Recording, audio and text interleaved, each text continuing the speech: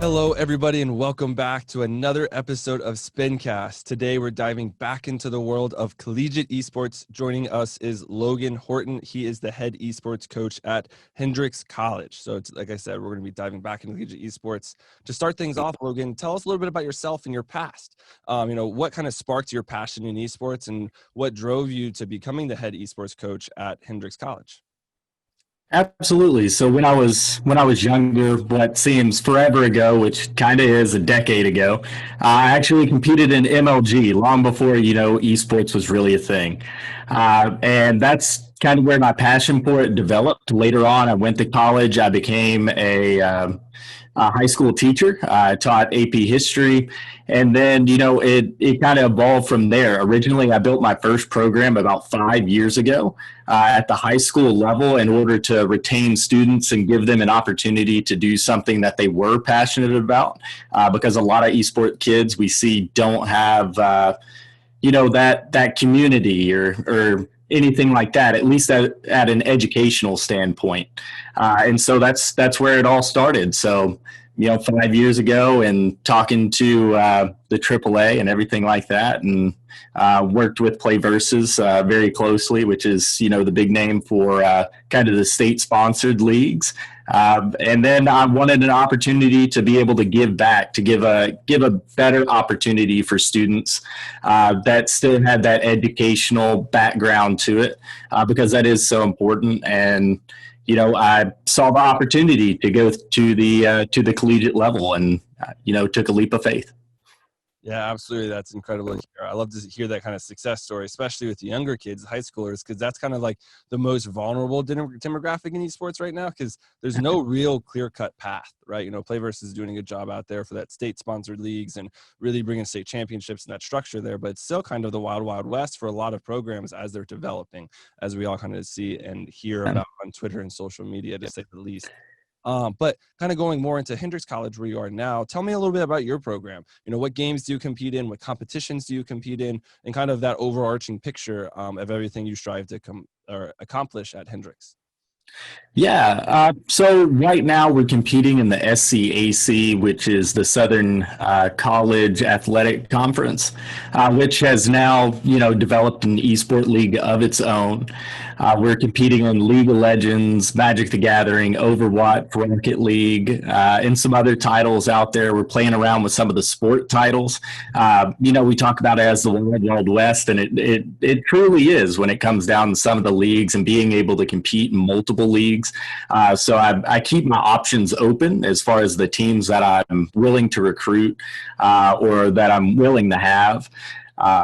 Just because the environment changes so quickly in esports, a new title could be released next week that, really offers an opportunity for players. And as far as the program goes, I had the opportunity to develop it myself, and I wanted it to be looked at as a sport. And so one of the things that I've really attached myself to is, workout programs, some guided nutrition, practices. We have the Warrior Command Center, which is our esports lab. And so we function, just as all other sports do here. We're sponsored by Adidas and Logitech, and, they get the gear, they get, the opportunity to work with some of those sponsors as well. Awesome. That's great to hear. Those sponsorships to speak volumes, right? Having Adidas and Logitech, those are two major names kind of in that apparel / technology world, to say the least. So that's incredible to hear. Something popped up there in that conversation that I wanted to go into a little bit is recruiting, right? So talk to me about, what that recruiting process looks like as you try to find, those optimal players and talent to bring into your program to continue to grow and kind of, gain more success. Absolutely. And I feel like recruiting, you could do it so many different ways. One thing that I really enjoyed before COVID is I like to go to the schools. I like to travel, see what people are building, help them in any way I can as far as the high school programs go, since, that's what my background's in, and being able to give students more opportunity that way. But, here post-COVID, that's definitely changed. Can't walk into a school district. That's just not happening. what I look for in my recruits is definitely more based on the academic side. I have really good teams right now that look really good for the conference. I'm optimistic, but I do think we have the opportunity to claim those championships at the end. But you're really there for an education, which is something that I've continued to try to preach. So I'm looking at your academic record. Of course, I would, love to have the best of the best and stuff like that. But grades, GPA, test scores, those things really matter in the long run. Absolutely. That's something that I stress to everybody. It's like, hey, if you want to be recruited, it doesn't even really, that's not even for esports only. It's just in general. Like, if you don't pay attention in school, you're going to another school. So like, hey, I'm proven that I don't really pay attention to class or, kind of goof off and don't care about my grades. That's not going to change at college. And that's going to look bad on the colleges as well. Because academics, like we all say, matters so much, right? That's why you're at school. Ultimately, go to class, get a major, right? That kind of great stuff. Right. Yeah, absolutely. And you never know. I try to preach this as well and don't want to get into it too much, but you never know where you're going to end up. You could get an education degree and, 5 years later be working in esports. Yep. You never know how it's going to go. Exactly. That's why it's so important to, study and really put in the effort in the now, right? In the short term, so you can kind of reap those benefits later in life as well. Kind of going a little more broadly here is looking at collegiate esports. We talked about it being a wild, wild west, right? Of how there's some structure here and there's some good programs, some that are okay. In your mind, kind of what needs to be changed or be improved upon to really see collegiate esports kind of gain more structure and more momentum, right? It's growing so fast right now, but at the same time doesn't have that, nationwide visibility. Still, a lot of, smaller schools, the big schools haven't really gotten into it from a varsity sense. So is there anything that pops into your mind? It's like, hey, if we had this or this, it would really help us, get from a big, great thing in esports to be the same level as like the NCAA football or basketball. I think that's kind of a double-edged sword. The NCAA has looked at, kind of taking it over and toying with the idea, which, is good and bad. Everything has the good and bad. We'd have a unified league that has divisions, which, would be nice in a lot of aspects, especially, you look at, Division III colleges playing Division I colleges. You don't see it in football for a reason. It's the pool. It's the money and things like that. And so, I like that there are so many leagues. I like that you have so many options. I like that, I can compete in more than one league. But, at the same time, a lot of the leagues don't have the structure, I believe, that, is really needed to sell all the players and highlight all the players, not just, your Division I teams or, anything like that. Yeah, absolutely. That's the thing. It is that double-edged sword, because the great thing about esports is that, there's not a whole lot of needs from a, equipment setup, right? If you have your own setup, then you can play in anything, any night, right? It's not like football where you have to have a stadium and both teams with 50 players each and all that equipment and everything. Rather in esports, right, you can play in any kind of open tournament on a daily basis, right? So that's awesome because there's more competition. It's more, freedom and ability to kind of compete where you want. But at the same time, when that happens and you have 20 tournaments and it's which one makes you the actual national champion, what's the best of the best? And it's so hard to pick because they overlap so much too. So like you said, it is a difficult road to kind of navigate, and hopefully it kind of comes to somewhat of a solidified, maybe, 4 or 5 leagues that are highly structured, great competitions that are focused, maybe some for the lower end schools, the Division 2 and 3, so forth. And then the big time schools with all that funding kind of get their own. So the competition stays pretty equal. But right. Just an idea, to say the least. Kind of moving on to a question that popped in my head a little earlier. You talked about the sense of community, right? You talked about at the high school level of providing the sense of community. Talk to me a little bit about how you're doing that at the collegiate level, so these kids that really love esports kind of find a home on campus throughout their stay. Right. It's that sense of community, having a like-minded group to be able to talk to or be able to invest in a title. I have a lot of diehard League of Legends players and stuff like that.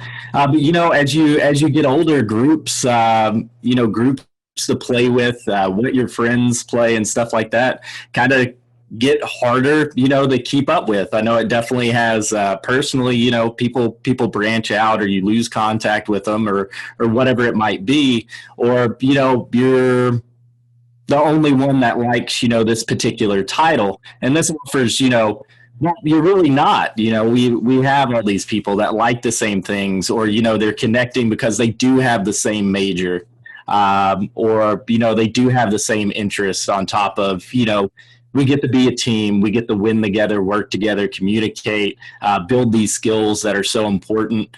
And we get to, make friends, and have, that little ecosystem of esports, and it being, a co-ed sport, really, helps. It really, creates a new environment that I don't think other sports really have. Absolutely. I think, esports has the best potential to be completely inclusive and completely diverse, right? You don't need to be, naturally physically gifted and be 6'8" and 250 pounds of raw muscle, right? To compete at the highest level. Like, for the NBA, you have to be it can be, girl or guy, any body size, anything really, regardless of, the divides that we see. It's really anybody. That's so great, because it kind of gives that potential for, it doesn't matter how you were born or what you were given, from the circumstances of life, you can go and compete at the same level as everybody else, as long as you have that equipment, right? That's the only real barrier, is making sure that you have the PC and console and that kind of stuff, which is awesome though, because I think in the long term, that's going to be really awesome to see just the whole world kind of come together on that, and really have a great competition in a number of different games and titles, which is awesome. We are kind of running out of time here, so I will leave you with one last question that I kind of leave everybody with, is looking at esports all together, right? So regardless of what level, high school, collegiate, pro, doesn't matter. What's that next step to kind of that last final breakthrough that we have to get through as an industry to really kind of name ourselves as the world's competition, right? Soccer and football are still kind of up there as like everyone watches them, everyone follows them. Esports has that following, but within the community, right? How do we engage everybody else, the parents, the outside, the people that have heard of esports and gaming, but not necessarily follow it? What do you think needs to change or just be improved upon to really kind of see that final stage of growth, so to say? I think it's kind of the education portion. I think it's kind of what we're collectively working on right now. One of the big issues I think with the pro scene, and a lot of friends that I've made out of the pro scene, is you get in very young, you have the opportunity to get in very young, but retirement age, kind of like the NBA, you can't play forever, and eventually you're left. You are a great gamer, but what background skills or things do you have behind that? And luckily, for me and a few others, it was education, or we have, multiple degrees in several things.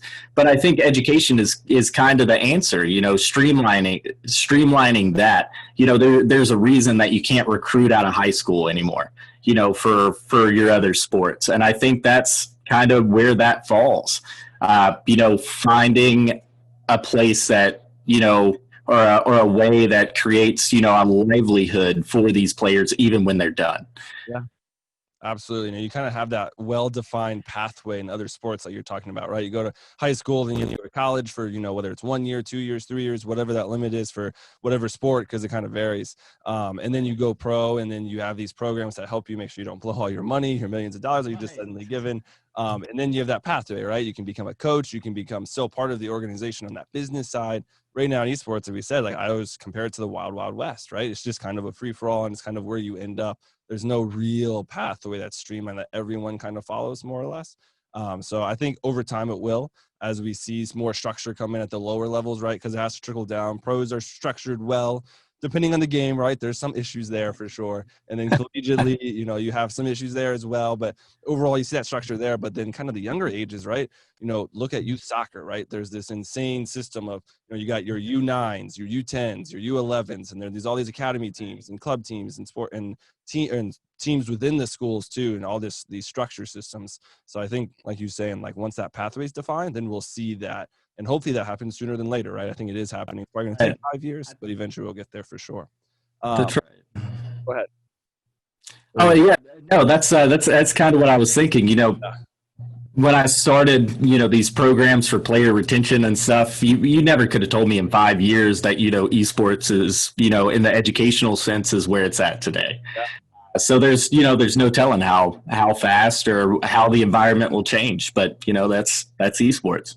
Exactly. It's exciting, right? The growth is there. I'm just excited to see where we'll be next year, let alone in 5 years. Right? I think it's gonna be super awesome either way. But we are at a time here. Logan, thanks so much for joining me on Spencast. Real quick, if you will, plug your program. Tell us where we can find you on Twitter, Twitch, YouTube, any of your social media outlets that you kind of want people to go and follow so they can keep up to date in everything you're doing over there at Hendrix.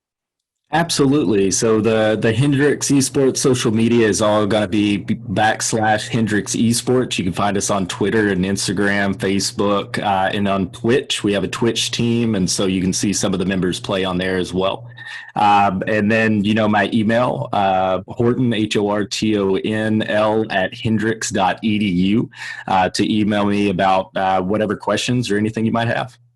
Absolutely. Everyone reach out. I always say that the beauty about esports is no one is kind of like, hey, this is my land, not your land. We can all reach out, and everyone just wants to see everyone grow within esports. So definitely reach out to Logan or myself if you have any questions about esports, because that's kind of what we love doing, is making sure that people have that next step in mind. But other than that, thanks everyone for staying the entire time. Stay healthy and stay happy out there. COVID's still a thing. Take care of yourself, take care of your loved ones and your friends, and ultimately stay plugged in.